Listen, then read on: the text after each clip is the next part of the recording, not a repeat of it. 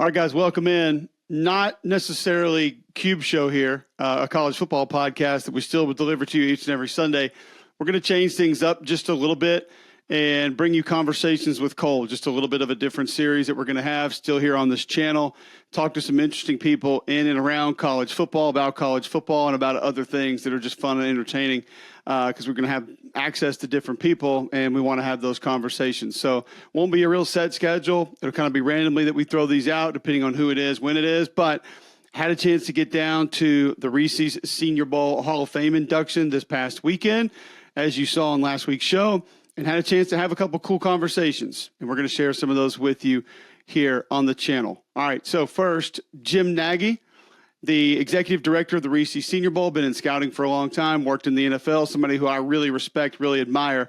Wanted to kind of go into a little bit of how scouting has changed, maybe how the portal is helping players, hurting players, helping scouting, hurting scouting, and then get into a couple of guys that are coming up in the SEC this season he's looking forward to watching. We had a fun conversation. Interesting names came up, both that are now in the league, that have come through the Senior Bowl, and guys that are going to be playing in the SEC this fall. So here's my conversation with Jim Nagy, Executive Director of the Reese's Senior Bowl. All right, excited to sit down with Director of the Reese's Senior Bowl, Jim Nagy. And first off, I want to talk about today, what you're doing. You're inducting new members into the Senior Bowl Hall of Fame tonight. You got some awesome names. I mean, Marshall Yanda, the guy I love watching play, obviously regular fans might not know, but just a filthy offensive lineman. Everybody knows Clay Matthews, obviously the hair of the Matthews family. Right.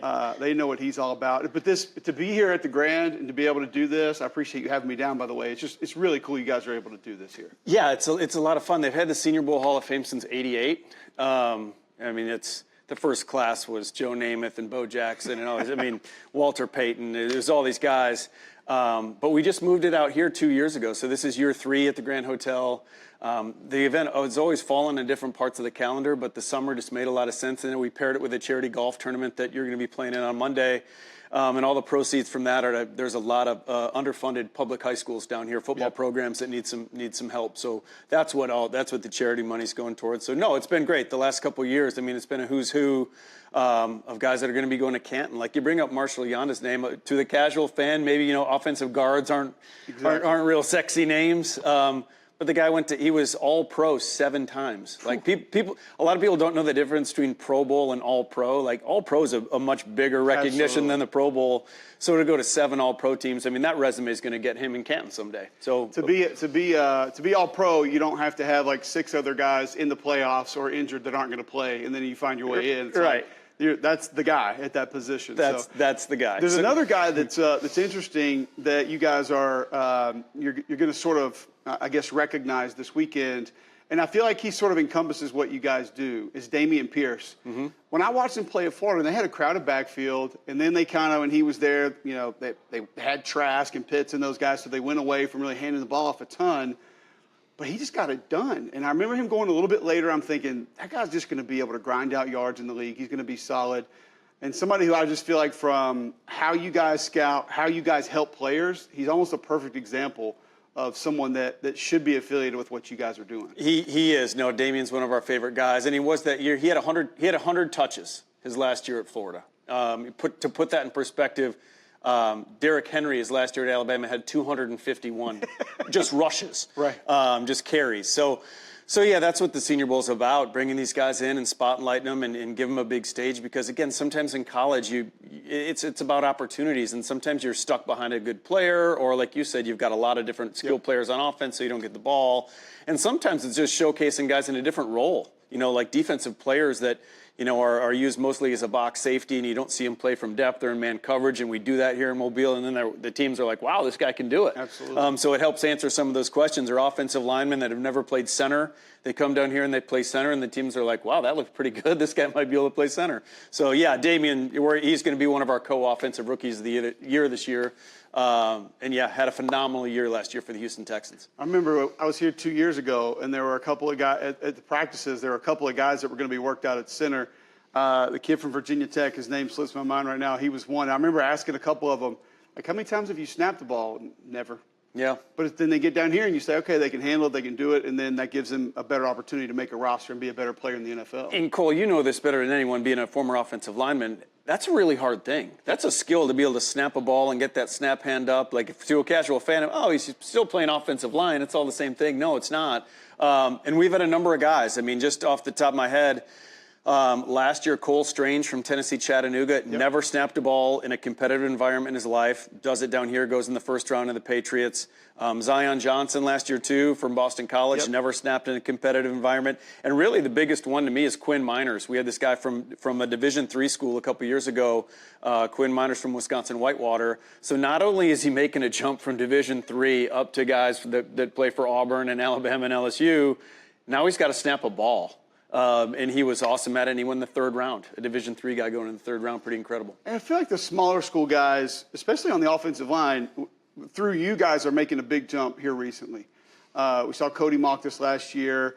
We saw a couple of guys 2 years ago when I was here. Trevor Penning, he was making noise everywhere because he was driving guys out of bounds and everything. Right. But, I mean, everybody was getting mad at that, but I was like, he's making a name for himself. Yep. And he's doing what it takes for people to notice him.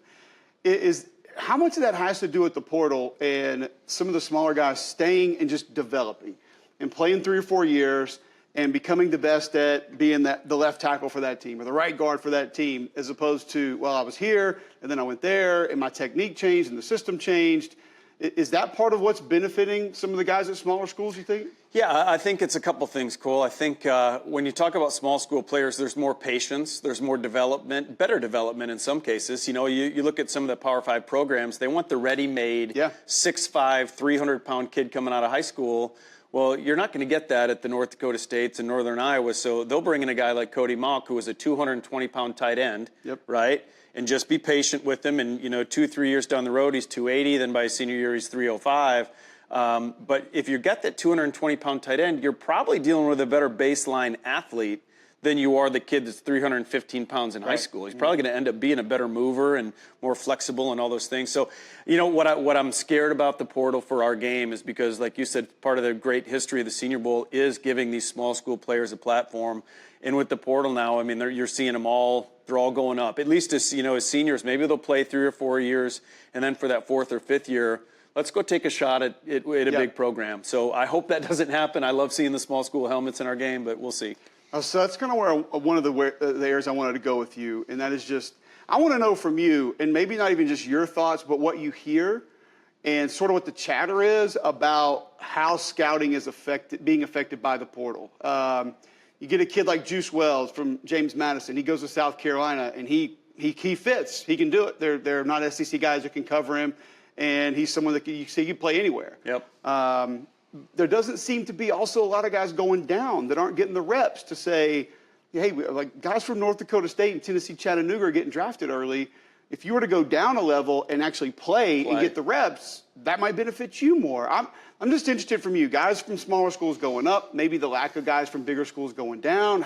How does it affect the scouting process, and what are you hearing about it? Well, the hardest part is tracking them. Where are these guys? And we face it. I mean, the portal, it's really hard to track. We've got a service that helps us in that, but you're like, man, where is?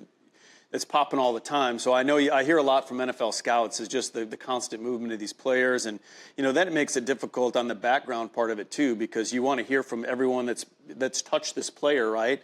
And if he's been at 2 or 3 different schools, I mean, it just creates a lot more work. It can also help paint a better picture too. You can kind of see more people exposed to the player, more different opinions on them, so you can kind of help do that. But yeah, I think where I've been surprised so far with the portal, we have seen a lot of guys going up.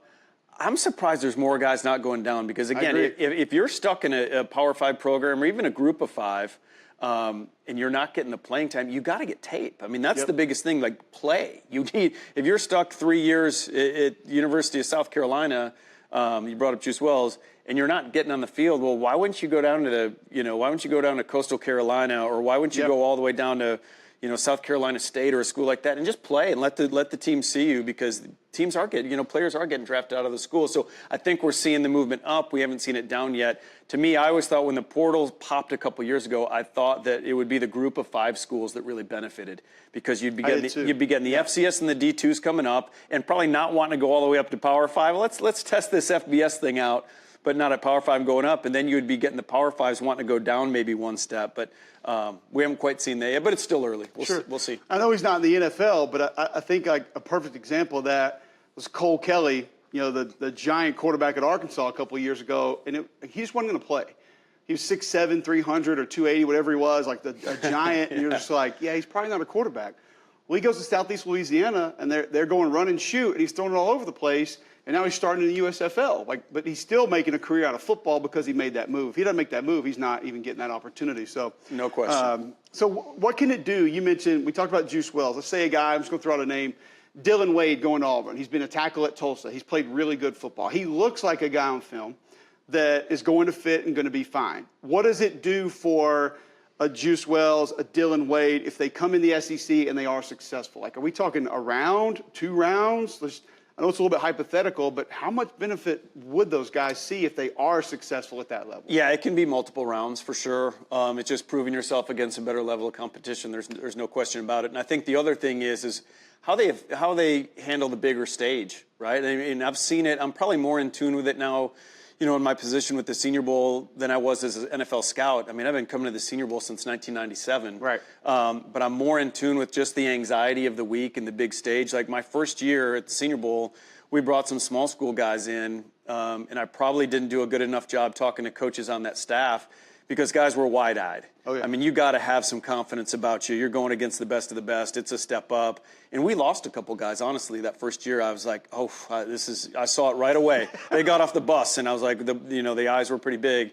So I've done a better job. We've done a better job as a staff is when we're ready to invite a guy off talent, making sure we connect with enough people at the school. It's like, okay, this is going to be big. Is he confident enough to handle it?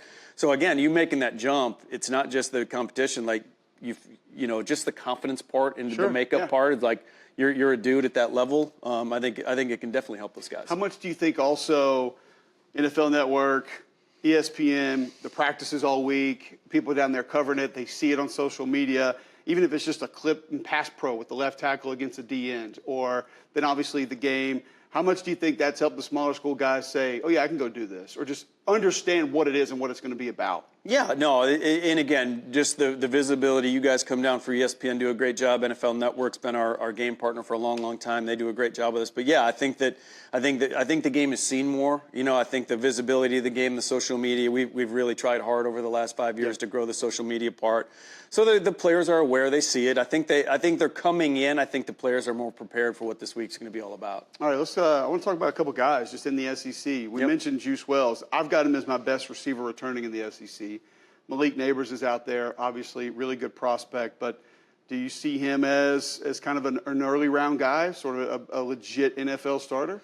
Yeah, they've got a couple. Gosh, I'm trying to think of the board right now. I'm still learning. That's the hardest part for me is like after a draft, like dumping all the names out of my head. Starting all over. So I'm still like, I cheat in my office. I've got the boards in my office, and when I'm doing radio shows or podcasts, I can kind of look up at the board. Absolutely. And so, but I think South Carolina's got a couple of receivers that are up there. But yeah, he's got a chance to be a starter.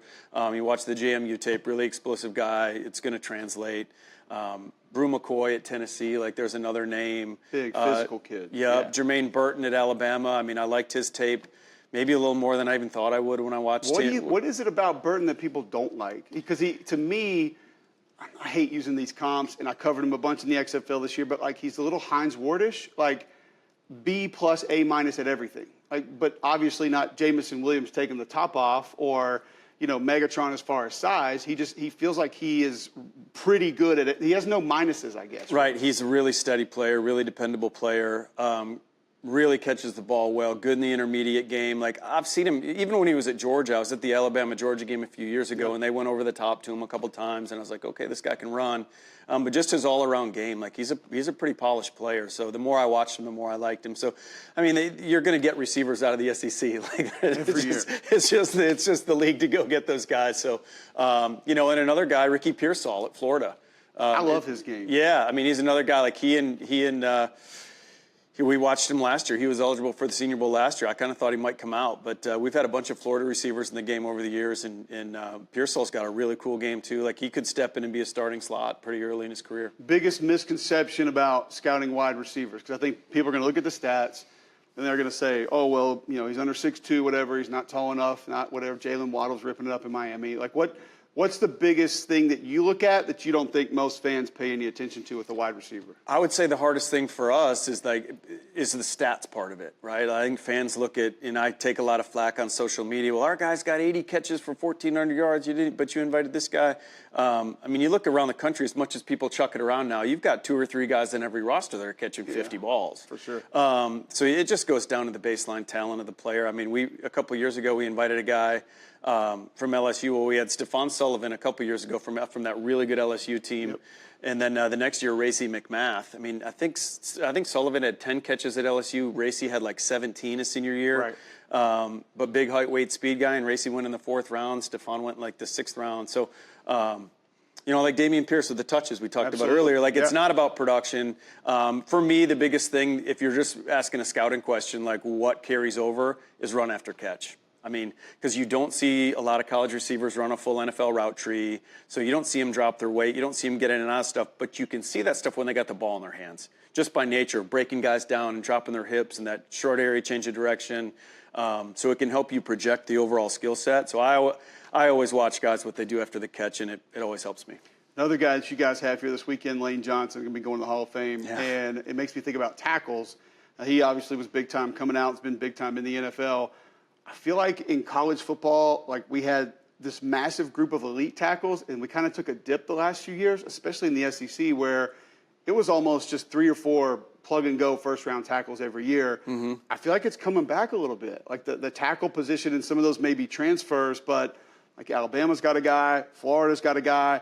I love the kid at Missouri. I think he can play. Yeah, Javon Foster. I think Foster's the most game-ready NFL guy right now, but obviously, the 2 young ones at LSU, you're not ready for those guys just yet. There's a couple young pups that look like they're going to be for real. But do you feel like the tackle position's trending up a little bit, especially in the SEC? Yeah, well, I think for a while there, we were just stuck taking guys out of Tuscaloosa. I think, Jonah Williams, Cam Robinson, Jedrick Wills. It was just one after another. So, I think last year having Darnell Wright go 10th overall out of Tennessee, Senior Bowl alum guy. I think you're seeing that. I think the tackle position's bouncing back and more widespread. There's some good ones, and maybe that is because of the transfer portal. I was watching a guy last night who played at UTEP, and gosh, where did he transfer to? I'm trying to think in my head, where did that guy go? But he was playing right tackle at UTEP last year, and he's going to a much bigger program this year. Really good player. So wherever he goes, I know he's going to be successful. But the crazy thing, you bring up Lane's name. And we'll talk about it tonight at the induction ceremony. When he went to Kilgore Junior College in East Texas, small little school, he was a quarterback. He went there as a quarterback. Then he played some tight end. Then he goes to Oklahoma. He's the scout team quarterback his first year in Norman. That's insane. Then they move him to defensive line, and he plays some D-line and spring ball. He doesn't become a full-time offensive lineman until fall camp going into his junior year.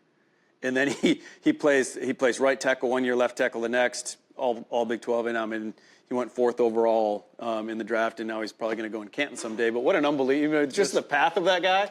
Scout team quarterback and junior college quarterback to like a NFL Pro Football Hall of Fame guy at tackle. It's funny that it's Oklahoma because they got a right tackle right now that I think has only been on the offensive line for like 18 or 19 months. And he can move. He can go. He played in 3 games last year. He's our top tackle on our board right now. Okay, well, pretty good. His last name's Guyton. Yes. Yes. And yeah, he did. They had Anton Harrison go in the 1st round of the Jags. They had Wanye Morris, who played in the Senior Bowl, go in the 3rd round of Kansas City. So this guy was kind of stuck behind 2 good players. But when you watch Guyton's tape, you're like, whoa, he does stuff you shouldn't be able to do. Stuff you can't coach. And they got the kid from Stanford who's just like a behemoth, too. Walter Rouse. On the left side. Yeah. He's a big boy. Yep. I could sit here and talk about offensive linemen all day. One guy that I think the thought process, the perception on that is very different in different places going into this season is Cedric Van Pran at Georgia. I love the kid. Now, I say this about certain guys. Like Juice Wells is one. Like I've talked to his position coach about him a lot. I've talked to Shane about him a lot. I know his mentality. So that part wins me over a little bit more. Absolutely. Cedric's kind of the same way. Like I've talked to his position coach, Coach Searles, a bunch about him, and he's like, handles everything, wants it all on his plate, a guy that wants to be that leader. He directs all of our traffic. So I hear that and automatically like the kid a little more, no matter how the film looks. But then the film looks really good. But I see people nationally like, oh, he might not be a top 10 center coming back or not a top 5 center. Like, I think he's the best center coming back in college football. And I know you're a fan of his as well. If he's not a top 10 center, I want to see the other 10. I want to see those 10 guys. And you probably talked to Cedric last year at SEC Media Days too. Yep. I mean, this guy's impressive. Very. And when you put on the tape for me, what differentiates a good college center and an NFL center is just the play strength. I mean, there's a lot of good undersized college centers that are 6'2", 285, 290. But when you get to the next level and you got to handle big nose tackles, I mean, you got to have some size and some girth and some play strength. And that's where that's where he stands out. I mean, he's a strong dude. He can play at the second level, all the intangible stuff you're talking about, which is huge. I mean, especially for center. I mean, yes. I was having dinner a couple weeks ago with a guy that's projected to be a first-round pick in next year's draft, an offensive lineman. I said, you guys, like, as a scout, I will give athleticism a little bit to get, like, the intangible part. Yeah. It's so important on the offensive line, the toughness, the competitiveness, the football intelligence, and Cedric's got all that stuff. That's what you talked about with Spencer here a couple of years ago from a small school, Cody from a small school. Like, when then you see those guys go the way that they are, it's like, okay, we've got the mentality. I don't know if I can coach that in, but we'll take that, and then we'll go on from there. Yep. I'm going to blindside you with this one, but I'm just interested in your thought. And just Brock Bowers looks like such a unicorn. I talked to Kirby a couple weeks ago at a golf tournament in Birmingham because Brock, when I interviewed him during the year, we had him against Missouri. I was like, man, what are you going to do? Asked to play tailback? He's like, well, I only played tailback in high school. I was like, okay, wow. So I was joking with Kirby about it. Like, you've let him do all this other stuff. Are you going to give him a shot at tailback? And he's like, well, we were down numbers in the spring, so he actually played some running back for us. Wow. I was like, you got to be shitting That's me. incredible. So, like, does he have a comp right now in the NFL? Like, have you seen anybody like him? I know the point of attack stuff, like Darnell Washington was that unicorn last year. Sure. And he's leaping over guys out on the perimeter. I don't have an answer for that. Is there something else I can help with? No, ma'am. Siri, we're good. I don't know how you just popped up. We just triggered Siri. There you go. What is he at the next level? Yeah, he's a darn good player. I was at their South Carolina game two falls ago when he was a true freshman. And again, I don't. This is kind of I don't want it to be an outlandish statement, but there's very few guys that can transition at that age to the NFL. He looked like he could have. Yeah. From just a body maturation standpoint and a skill set. The running back stuff is really interesting. I mean, I was going to say, last year they're using their tight end on jet sweeps. How often do you see that? You don't. You don't see that. So I didn't know about the high school background stuff, which as a scout, my wheels immediately start turning. Like, this guy hasn't played detached and had to read coverage and do a lot of that stuff. So his best football at tight end is still way ahead of him, right? You know what I'm saying? Like, this guy's been a running back, running routes out of the backfield. Yeah. Like, that's a different animal being, flexed out and doing some of that stuff. So that's cool. I mean, now you think Brock Bowers is close to his ceiling, and now you make that comment like, maybe he's not. Maybe there's even more out there. But yeah, a unique player, man. It would be hard to see him going very far. And it's like, there's a couple. Jaheim Bell was a guy that transferred from South Carolina to Florida State this year. He gets his head on straight. Yeah. He is it's funny because before Auburn moved, when Harsin was still there and Robbie Ashford started going quarterback full time, I was at spring practice and I was talking to Brian and I said, if I were you, I would go take South Carolina's bowl film against North Carolina and show Robbie what that kid did. Yep. Where he's at tailback, he's at H and he's coming in motion, getting a little jet, he's getting a shovel pass, he's catching a pass, let him take a direct snap here and there. He might be that kind of guy. Jaheim Bell is a freak athlete. So, absolutely, 100% on all that stuff. But my point with that is, we watch Jaheim, we love Jaheim's talent, but what is he? Where do we even put him on the board? Is he an F tight end? Is he a fullback? I don't care. He's a pass game mismatch guy. Yes. And same thing with Bowers. Like you said, I haven't watched it enough to know what he's like. Attached to the line of scrimmage with his hand in the dirt. I don't know what. Again, I haven't seen him enough. But even if it's not great, he is a complete mismatch guy. And we're seeing, Pitts win a couple years ago in the top 10 because he was a mismatch guy. Bowers is going to go pretty darn quickly here in the draft. Where is that position this year? Because, again, portal, some interesting guys. I think the Rivaldo Fairweather kid at Auburn's really interesting. FIU. And he was somebody, he lived in the slot a bunch. And that's where, there's a lot of Auburn fans you're way too high on this kid. I'm like, no. I've seen him in the slot against a nickel win, one-on-one, multiple times. That shows me, I'm good. And then he'll get in line. I've always said, you get in line and, you give me the effort. You put your face mask in a guy's chest, you throw your hands, you run your feet. I don't care if you move them back 4 yards. Like, because most tight ends, as you know, you see it a ton. They don't even want to try that. No. It's like, split me out. I don't need to be in there. I think about the Knox kid at South Carolina who's taken over there. Trey Knox, a former receiver at Arkansas. Another perfect They example. moved him down, and he'll get in there and go. He'll try. He's not a dominant blocker. The Mason Taylor kid's a little young at LSU. Michael Trigg at Ole Miss.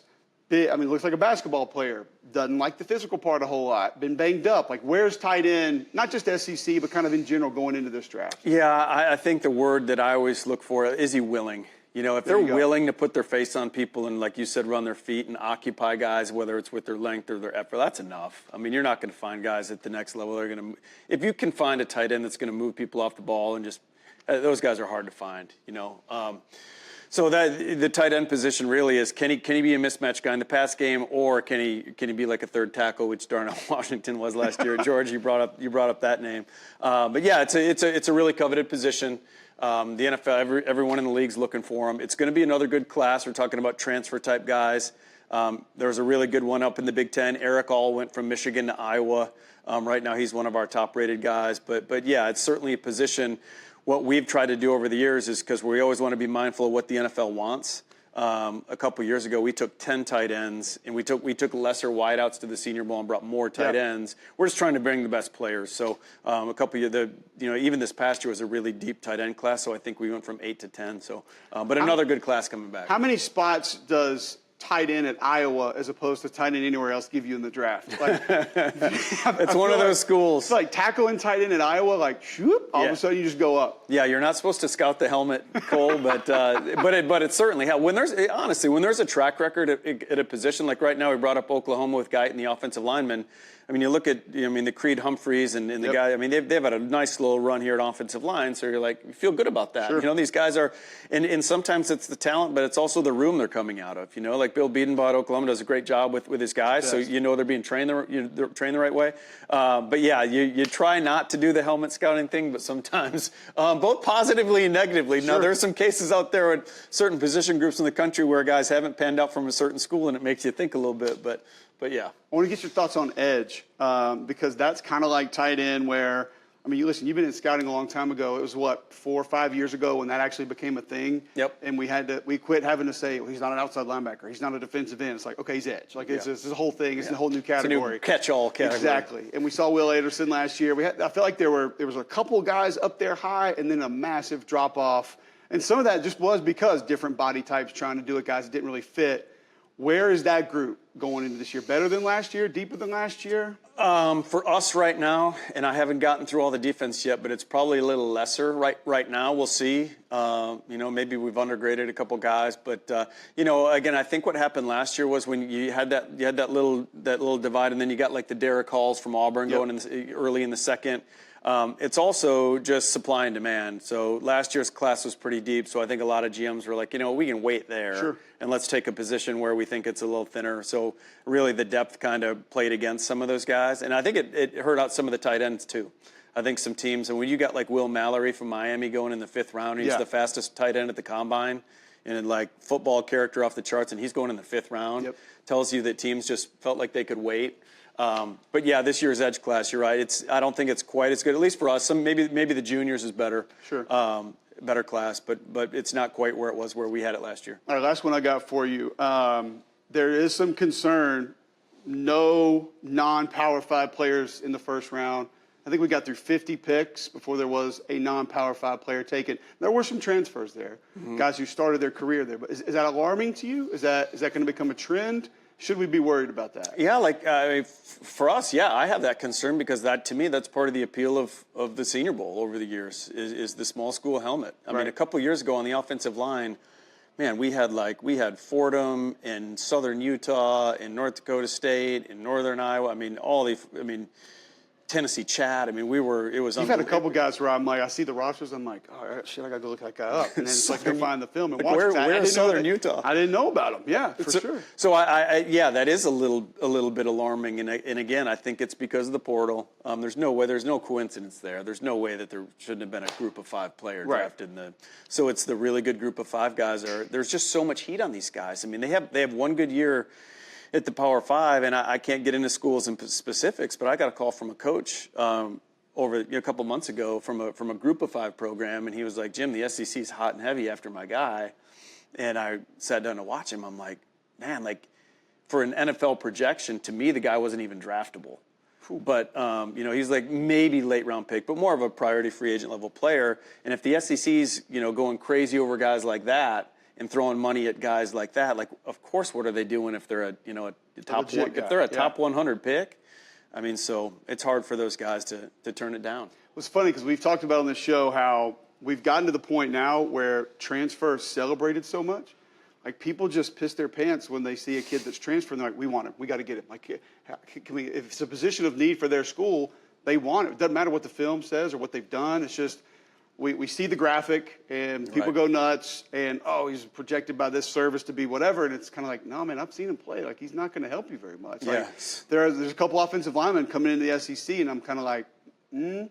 And there's actually 2 Power 5 guys coming to the SEC that people are really excited about. And I'm like, no, I don't think he's going to beat out what you have. Like, let's slow our roll on some that. of it's adding depth. I get it. But anyway, listen, thanks for having us here. This has been great. I'm excited about tonight. And you guys do an awesome job, man. It's just being here at the Grand, going to be a part of this Hall of Fame banquet tonight's really cool. But we all know what you guys do for scouting, for college football, and then going into the NFL. Just appreciative of everything you do. Oh, cool. Thanks for coming down. This is going to be a fun couple days. Thanks for coming down. Thanks, Jim. All right, so that's Conversations with Cole. It's going to live here on the Cube Show channel, but will be just a little bit different than what we bring you each and every Sunday. We're going to try to have a lot of these conversations, not really going to set a schedule as when they drop.